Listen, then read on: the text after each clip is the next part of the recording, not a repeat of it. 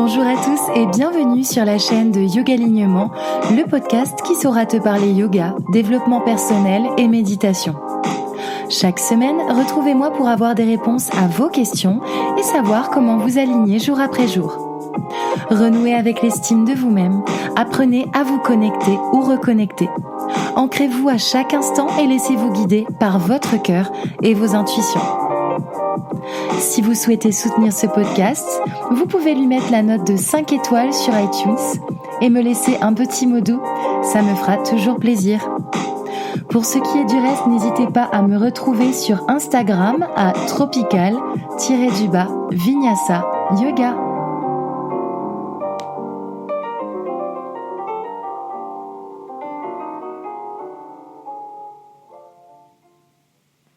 Bonjour à tous, je suis contente de vous retrouver pour un tout nouvel épisode de Yoga Alignement. Aujourd'hui, j'avais envie de vous parler du féminin sacré. Alors, vous allez me dire peut-être est-ce un peu rébarbatif, mais pourtant c'est un domaine qui m'intéresse énormément et j'avais envie de vous partager en fait qu'est-ce que c'est que le féminin sacré d'un point de vue déjà spirituel et d'un point de vue aussi yogique. Alors avant de commencer et introduire ce podcast, qu'est-ce que c'est que le féminin sacré ? Comment le comprendre ? Comment se connecter ou se reconnecter à ce féminin sacré ? Et comment lier cette notion à la pratique du yoga ? Donc c'est ce que nous allons voir aujourd'hui dans ce nouvel épisode. Alors avant de commencer, vous le savez, je suis très attachée aux définitions et ce qui m'amène tout simplement à vous parler donc de la définition de féminin sacré. Alors je ne vous cache pas que c'est toujours un peu compliqué de démêler ce que l'on trouve sur nos lectures, sur internet, dans nos sources, etc., etc.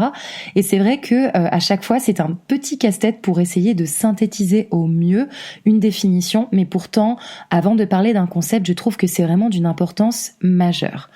Alors, qu'est-ce que c'est que le féminin sacré ? Eh bien, c'est une notion qui englobe une façon finalement dont une femme vit avec entièreté, ouverture et volonté d'accomplissement. Alors pour aller plus loin, il s'agit d'un mode de vie qui peut s'attacher à avoir la féminité, mais d'une façon peut-être un peu plus spirituelle. Alors, grâce au féminin sacré, la femme, vous allez le voir et vous allez le comprendre à mesure que ce podcast va avancer, eh bien, elle va s'assumer bien plus volontiers. La femme est plus épanouie, elle se sent plus libre. Et elle va se défaire plus volontiers également du joug de la société qui a tendance, il faut encore le dire, à voir la femme de telle ou telle façon.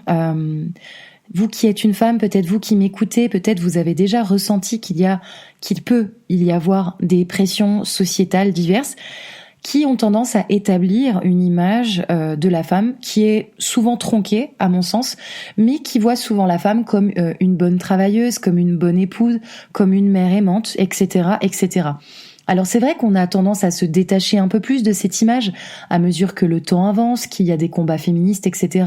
Même si je ne rentrerai pas dans ce sujet aujourd'hui. Pour autant, c'est vrai que l'image, elle est encore sous des diktats sociétaux qui peuvent être parfois assez gênants. En tout cas, quand on est une femme, il y a des choses qu'on comprend et il y a des choses qui peuvent nous paraître effectivement gênantes. Alors pour autant, donc pour continuer sur la définition, donc c'est une femme voilà qui va pas s'attacher à respecter les pressions qu'on peut connaître. Bien au contraire, la femme qui voue son entièreté au féminin sacré, va pas avoir peur de montrer qui elle est. Déjà, elle a pas peur de son corps, elle a pas peur de sa maternité, elle a pas peur de ses envies, y compris des envies sexuelles. Elle n'a pas peur de ses menstruations, qui sont encore tabous. Et le féminin sacré, au final, on se rend compte qu'il y a une idée sous-jacente de liberté, et que cette idée sous-jacente de liberté, elle va complètement changer la donne, elle va changer le rapport que une femme peut avoir à autrui, peut avoir aussi un rapport qu'elle peut avoir à elle-même, bien sûr, mais par rapport à autrui.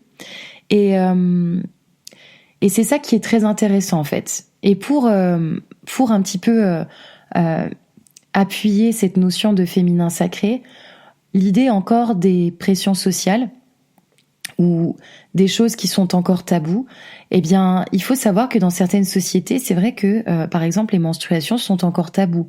Je pense à l'Inde. Dans certaines sociétés, une femme est considérée comme impure lorsqu'elle a ses règles, par exemple. Et pouvoir assumer, en fait, son féminin sacré, bien, c'est vrai que c'est, au final, peut-être, c'est une question que je me pose, je ne sais pas, j'ai pas la réponse, mais peut-être que c'est un luxe de femme occidentale que de se poser cette question. Est-ce que je peux cultiver mon féminin sacré en bonne et due forme, sans entraver, ma liberté, sans entraver en fait ma façon de penser? Est-ce que je peux penser de façon libre la façon dont je me vois en tant que femme, etc., etc. Donc c'est hyper intéressant, ce féminin sacré. C'est vrai que ça englobe énormément de notions, ça englobe énormément de paramètres, mais ça englobe énormément aussi de circonstances, et de contextes. Et d'un pays à l'autre, eh bien, ça pourrait faire l'objet d'un podcast, mais c'est vrai que la notion de féminin sacré et la façon dont une femme va le cultiver, eh bien, varie du tout au tout. Donc voilà, pour terminer sur cette définition, c'est quoi féminin sacré ? Bien, c'est une femme qui est libre, qui a pas honte d'être elle-même, qui a pas honte de sa maternité. C'est une femme qui accepte le postpartum et qui le poste sur les réseaux sociaux, par exemple, lorsqu'elle vient d'accoucher. C'est une femme qui n'a pas peur de ne pas être épilée, par exemple. C'est une femme qui a ses règles et qui l'assume. Voilà, c'est une femme qui s'assume, tout simplement. Une femme qui vit avec entièreté et qui voit en fait sa féminité selon son bon vouloir et pas le bon vouloir des dictates sociétaux. Donc voilà un petit peu pour résumer. Alors une différence qui est assez importante, et souvent c'est vrai que on peut avoir tendance à faire la confusion, et moi-même je l'ai faite par le passé. Pour moi c'était quelque chose qui était assez relié au final lorsque j'ai commencé à étudier le féminin sacré. Pour autant il y a une différence qui est fondamentale et majeure avec la féminité, et il faut faire énormément attention à la différence. Et pour comprendre un petit peu la différence sémantique, la différence de vocabulaire, la différence de notion, qu'est-ce que c'est que la définition de féminité ? Alors, j'ai pris le petit Laroux sous le Robert, comme à mon habitude, vous le savez très bien. C'est un ensemble de caractères stéréotypés correspondant à l'image sociale traditionnelle des femmes.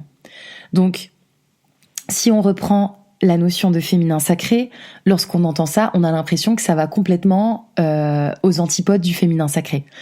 Pourquoi ? Parce que la féminité, c'est un ensemble de caractères stéréotypés que la femme va respecter pour être dans le moule, pour être acceptée dans la société. Ça va être une femme qui se maquille, etc.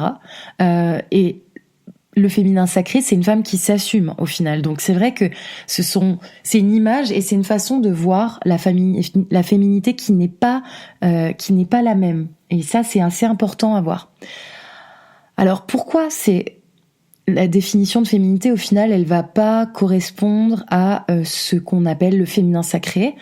Eh bien, parce que ces caractères, en fait, stéréotypés, voient la femme comme, et ça rejoint ce que j'ai dit précédemment, une femme sans poils, mince, légèrement bronzée, en talons, bien maquillée, bien habillée. Une femme féminine, en fait, en soi. Une femme qui prend soin d'elle, etc. Alors que le féminin sacré, ça invite la femme à s'assumer telle qu'elle est, sans artifice, sans qu'elle fasse de régime, sans qu'elle cache ses règles, sans qu'elle cache ses poils, sans qu'elle cache ses boutons, sans qu'elle cache ses ridules, etc., etc. Et la femme qui va s'attacher à vouloir faire croître en fait ce féminin sacré qui est au fond d'elle, elle va pas répondre aux dictats de la société, encore une fois. Dictat de la société qui, il faut le dire, et c'est vrai que c'est sujet à débat, mais qui est principalement patriarcal et qui est principalement attaché aux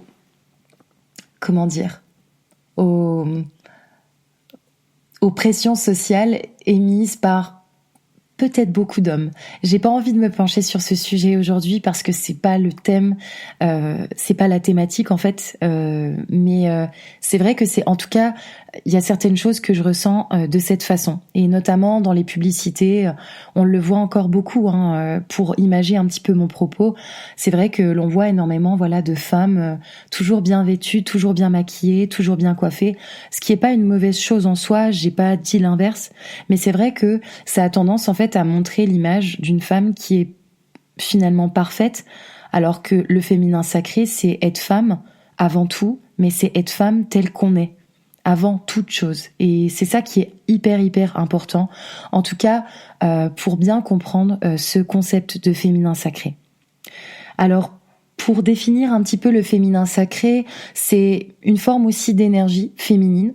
Et cette énergie féminine, elle est assez représentée par le yin, par exemple en médecine chinoise. C'est une énergie qui est froide, une énergie qui est lunaire, qui est créatrice, qui est instinctive. C'est l'énergie de la lune, c'est l'énergie de la femme. Le yang, à l'inverse, qui est plus en fait, on peut dire masculin sacré. Je parle pas de masculinité, mais je parle plus du côté masculin. Ça va être le côté solaire, lumineux, le côté cartésien. Donc un petit peu l'inverse. Et au final, pour être équilibré, c'est vrai qu'on parle beaucoup, notamment en médecine chinoise, de yin et de yang pour être parfaitement équilibré. Je ne m'aventurerai pas plus loin pour ce qui est du yin et du yang, mais au moins comme ça vous avez un petit peu saisi la nature de ce concept également. Alors voilà pour le côté définition.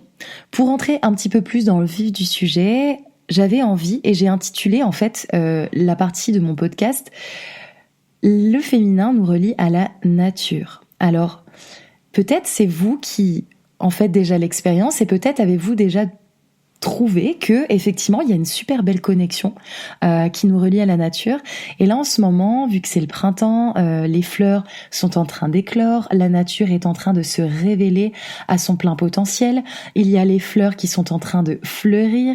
Et en fait, au final, c'est vrai que lorsqu'on est une femme, en tout cas pour ma part, je ressens une profonde connexion à la nature et encore davantage lorsque c'est le printemps, lorsque c'est cette saison. Et c'est ça qui est super beau. Et cette conception spirituelle de la nature qu'on retrouve assez souvent en yoga, et je reviendrai là-dessus un tout petit peu plus tard dans le podcast, est formellement attachée finalement à ce qu'on appelle mère nature. Et cette mère nature ou mère terre ou en anglais le terme Mother Earth, c'est une très belle analogie selon moi de la féminité qui s'attache à dire au final que la fertilité, notre fertilité, est commune à la fertilité de la terre. Et c'est encore plus présent, encore une fois, avec le printemps. Il y a une véritable connexion sacrée entre d'un côté la terre et d'un côté le féminin sacré. Peut-être avez-vous déjà ressenti ça, peut-être que vous avez envie de creuser un petit peu cette idée, mais c'est vrai que ici, ayez à l'esprit que on peut entretenir et prendre soin de ce qu'il y a de plus précieux en nous. Et ce qu'il y a de plus précieux en nous, c'est quoi ? Eh bien, c'est notre énergie créatrice féminine. Notre énergie à concevoir, à procréer. Ça va très très loin, mais c'est très proche encore une fois, de la nature qui, au final, a une énergie créatrice qui permet de faire pousser des arbres, de faire pousser des fleurs, de faire pousser plein de choses en fait au final. Donc il y a une vraie belle connexion et je trouvais que c'était intéressant de venir là-dessus. L'autre connexion qui est très intéressante et qui nous relie en tant que femmes à la nature, c'est, vous avez deviné, je pense, c'est l'analogie qu'il y a avec la lune. Et là-dessus, j'avais envie de vous parler de l'ouvrage de Miranda Gray intitulé Lune rouge. Alors, dans cet ouvrage, elle explique énormément de choses. En premier lieu, déjà, vous l'aurez compris, la connexion qui existe entre le féminin sacré d'une part et la lune d'autre part.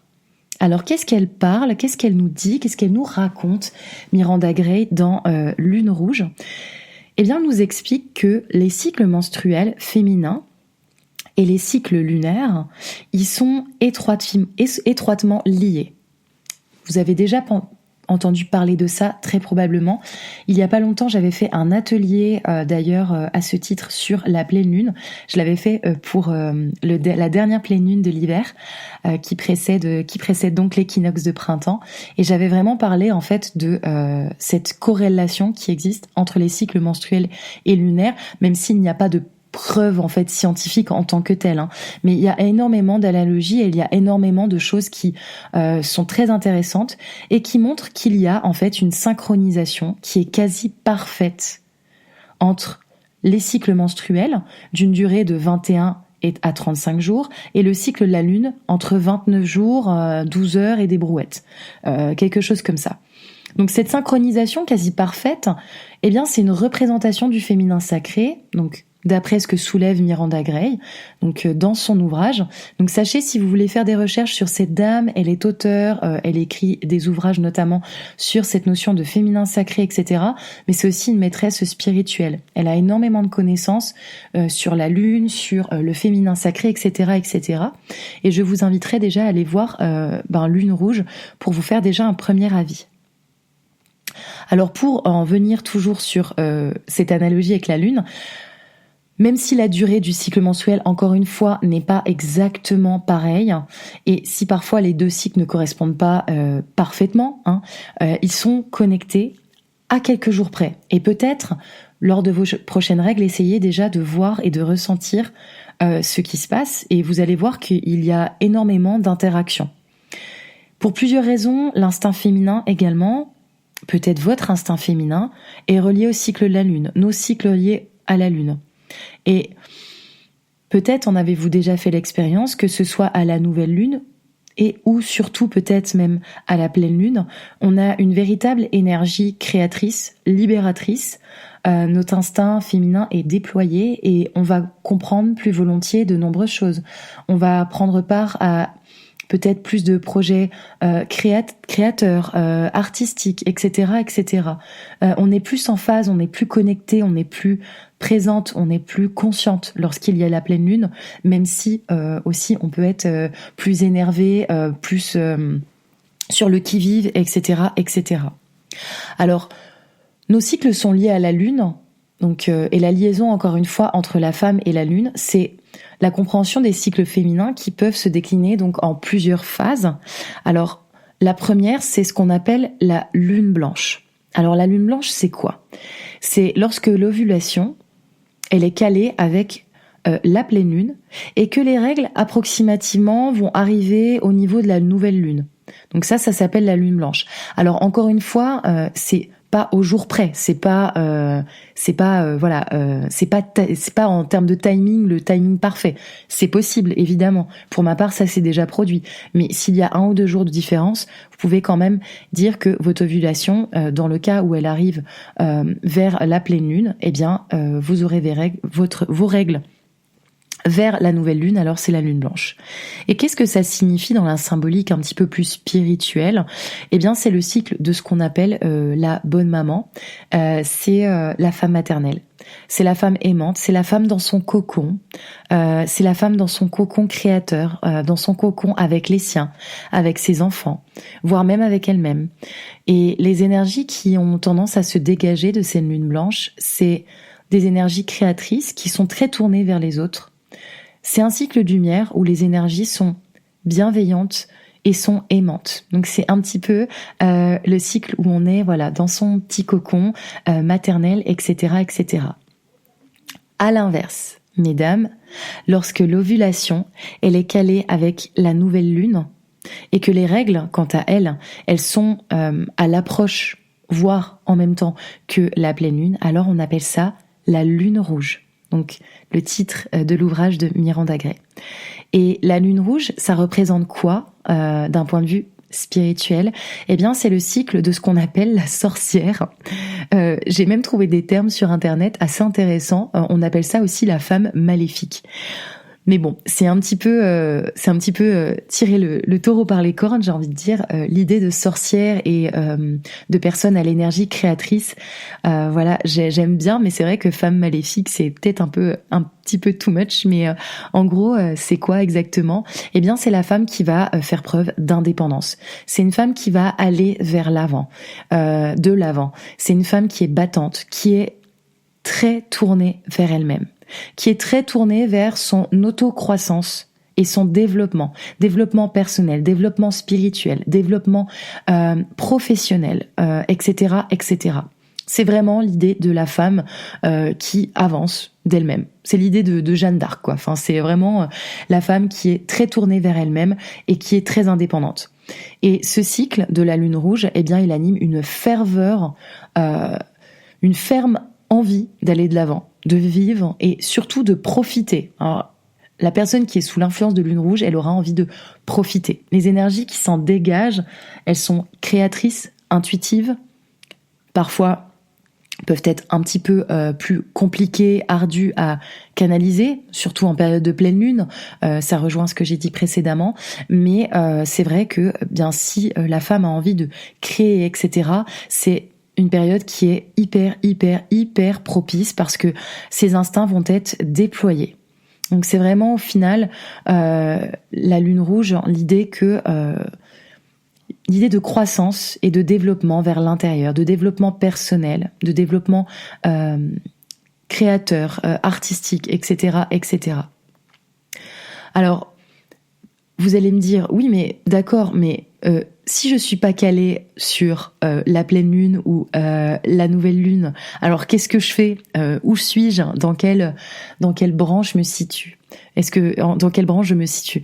Et ça, c'est vraiment une question que je me suis posée lorsque j'ai commencé à étudier le féminin sacré. J'étais là, mais oui, mais des fois, mes cycles ne sont pas en adéquation avec la pleine lune ou la nouvelle lune. Eh bien, c'est vrai que une femme, elle a jamais le même cycle tout au long de sa vie. C'est soit l'un, soit l'autre, soit un entre-deux. Ça peut aussi alterner, voilà, entre une lune rouge, une lune blanche. Il y a donc des cycles menstruels entre les deux. C'est normal. Et chaque mois, d'une femme à l'autre, c'est différent. Chaque mois, c'est un perpétuel changement, en fait, pour chacune d'entre nous. Et chaque mois, vous l'aurez notifié, il y aura des changements physiques, des changements émotionnels, des changements hormonaux, des changements psychologiques, psychiques, etc. Et ces changements physiques, hormonaux, émotionnels, etc., ils interviennent également à chaque saison. Et à chaque saison correspond un niveau d'énergie bien particulier, correspond des envies bien particulières. Et finalement, ces changements de saison, et en ce moment même, encore une fois, nous sommes au printemps, donc peut-être vous en faites l'expérience, le corps féminin traverse une énergie qui est complètement différente de celle que l'on a traversée dans la période hivernale. Là, le corps féminin, il a envie de s'ouvrir, il a envie de se régénérer. Je sais pas pour vous, mais c'est vrai que le printemps, c'est une tendance pour les femmes, beaucoup, et d'où cette liaison et ce lien avec le féminin sacré qui est très intéressant, c'est qu'on va avoir une tendance, une volonté à vouloir renaître. Je sais pas pour vous, mais en tout cas, peut-être, voilà, vous avez déjà, ou peut-être vous ressentez déjà ça en ce moment même, nous qui sommes à cette renaissance, à ce début du printemps. Et c'est vrai que l'analogie est très intéressante. Alors voilà un petit peu pour le féminin sacré. Et appliqué au yoga, alors ça va donner quoi ? Ça va donner quoi ? Parce que c'est un petit peu la question au final. Yoga Alignement, c'est un podcast où on parle énormément de concepts, de développement personnel, de spiritualité. Mais c'est vrai que les appliquer au yoga et comprendre un petit peu la mécanique qui s'imbrique entre les deux, c'est toujours intéressant. Et c'est vrai que, ce féminin sacré, on peut le connecter grâce à la pratique du yoga. Alors déjà par rapport à la saison, comme on l'a évoqué là précédemment, donc une pratique printanière, etc. Mais par rapport aussi à certains mouvements, par rapport à certaines méditations, certains mudras, certains mantras, il y a énormément de choses en pratique en yoga qui permettent de se reconnecter à son féminin sacré. Et j'en ai relevé quelques-uns qui sont pour moi très intéressants et dont j'avais envie de vous faire part. Alors pour commencer, voilà, donc appliquer le yoga au féminin sacré, ou le yoga du féminin sacré, c'est vrai que c'est un petit peu le yoga de la femme.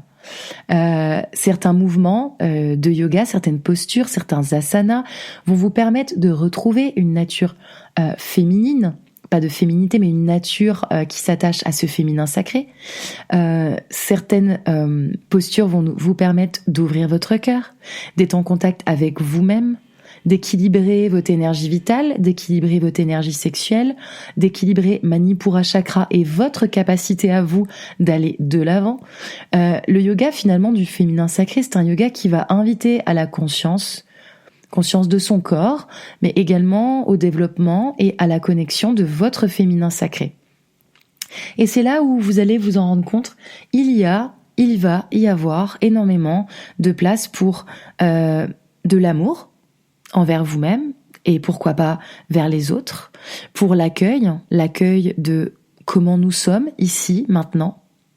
Il va y avoir de la place pour la douceur, il va y avoir de la place aussi pour la sensualité, il va y avoir de la place pour l'éveil, pour l'ouverture. Et encore une fois, c'est très lié en fait à Mère Nature, à la Terre-Mère comme on l'appelle.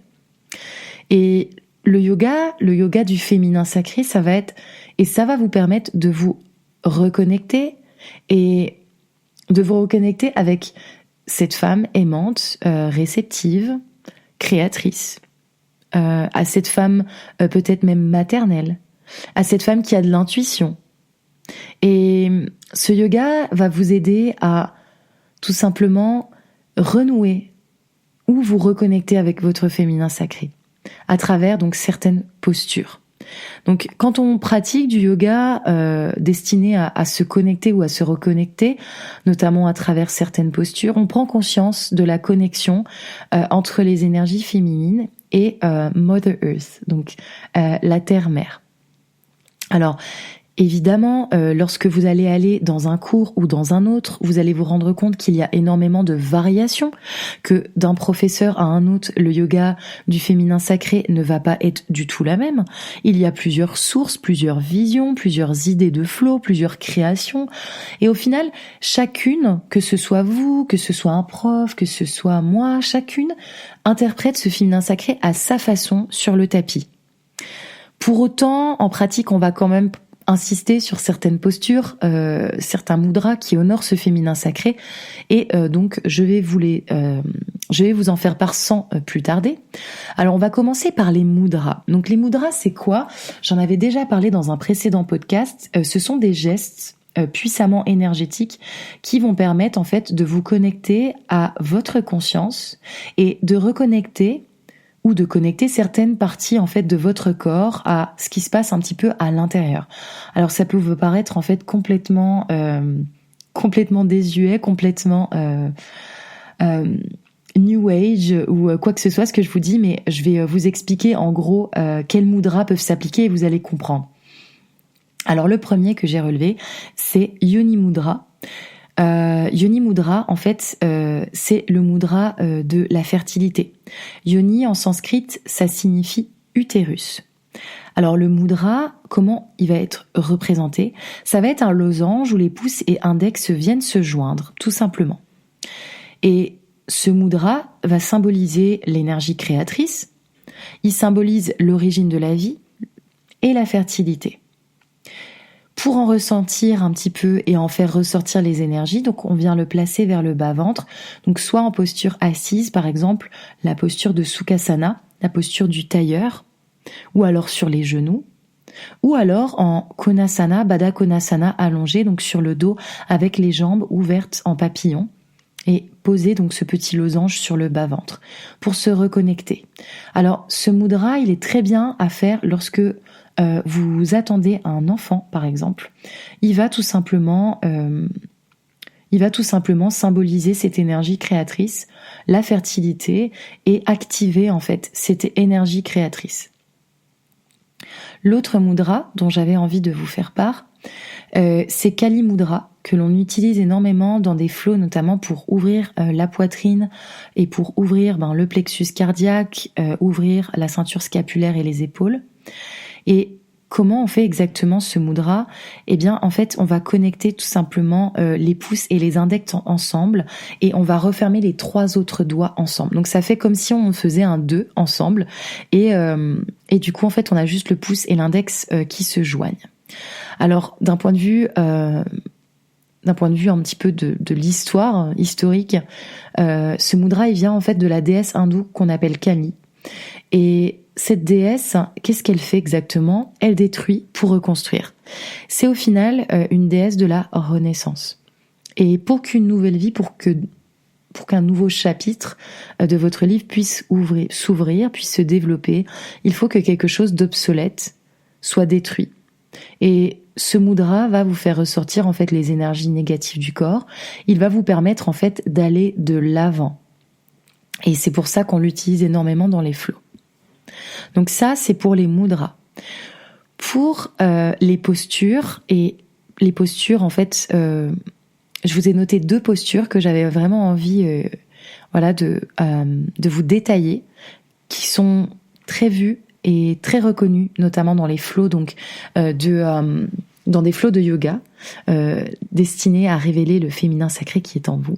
Alors le premier, vous l'aurez deviné, si vous êtes une yogini, c'est la posture de la déesse, évidemment.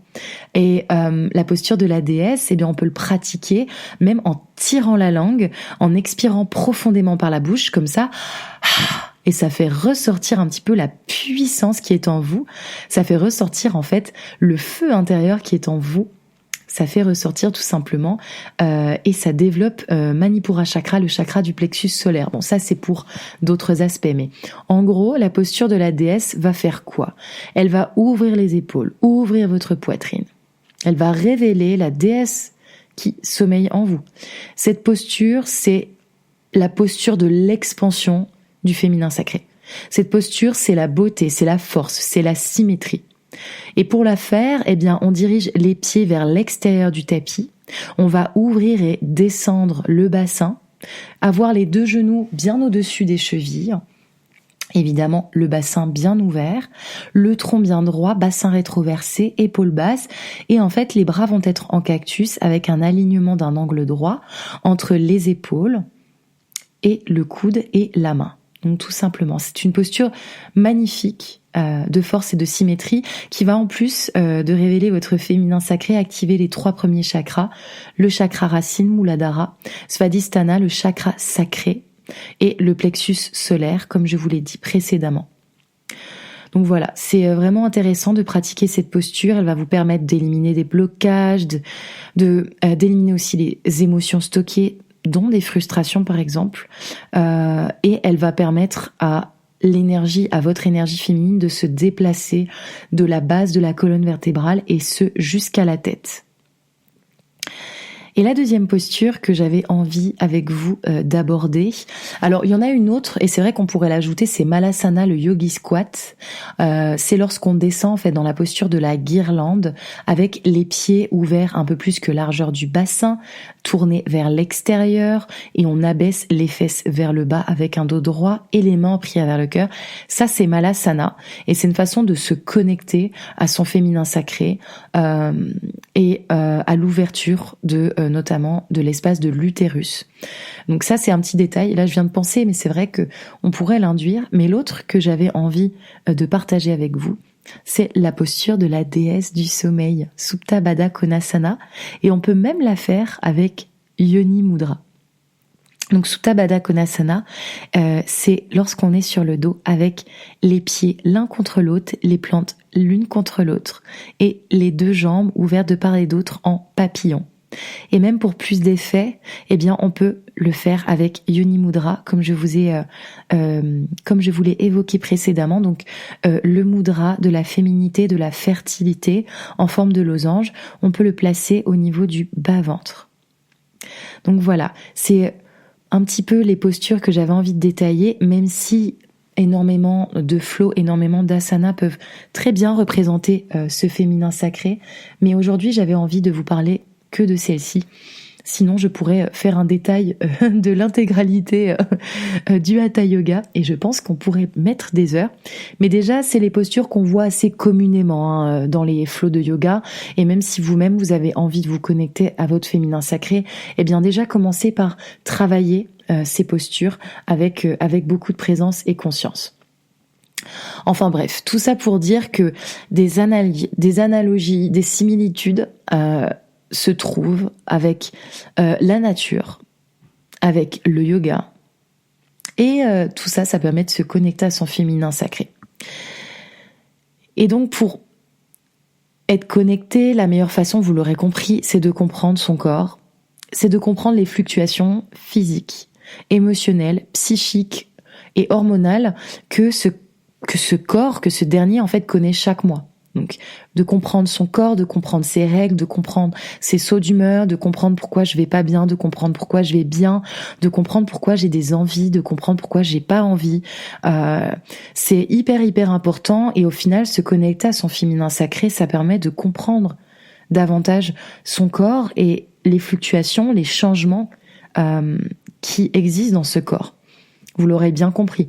On n'est pas... le corps, les humeurs, etc. Les fluctuations physiques, c'est pas une ligne, c'est pas linéaire en fait. Il y a toujours des hauts et des bas et être connecté en fait à ce qui se passe en adéquation avec la nature, c'est la meilleure façon pour vous en fait de gérer vos fluctuations physiques, émotionnelles, psychiques et hormonales. Apprendre à les comprendre pour autant, et c'est ça le défi, ça peut prendre du temps. Personnellement, j'ai mis des années. Je vais vous faire une confidence. Pendant des années, en fait, j'ai pas trop compris qu'est-ce que c'était que les règles. J'ai pas trop compris qu'est-ce que c'était que d'être connecté à son cycle.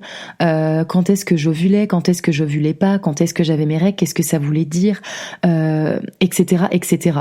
Quand est-ce que je suis fertile, quand est-ce que je ne le suis pas.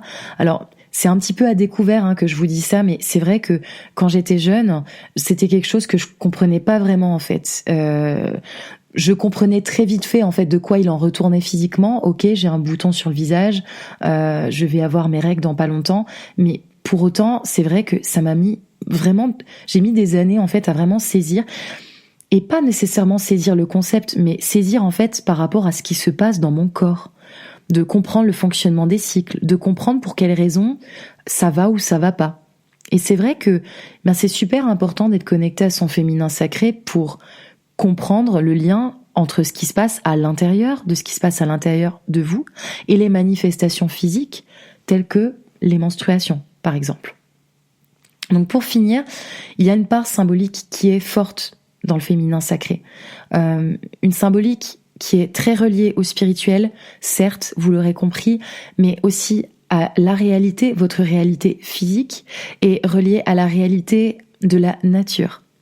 Donc encore une fois, il y a l'idée de la mère nourricière, il y a l'idée de Mother Earth, l'idée de la mère terre, et il y a l'esprit que pour bien saisir les concepts, il convient de comprendre la réalité de la nature, de votre nature, et vice-versa, et de comprendre la réalité pour l'appliquer à la nature. Je sais pas si ça a du sens, mais en gros, pour bien comprendre le concept, l'idée c'est vraiment d'être connecté à la nature, et plus vous serez connecté à la nature, plus vous serez en mesure de comprendre ce qui se passe dans votre réalité, dans votre corps. Voilà, j'en ai terminé pour ce petit podcast spécial féminin sacré. J'espère qu'il vous a plu. Je vous remercie et puis je vous dis à la semaine prochaine pour un tout nouvel épisode. Je vous souhaite une merveilleuse journée. Namasté.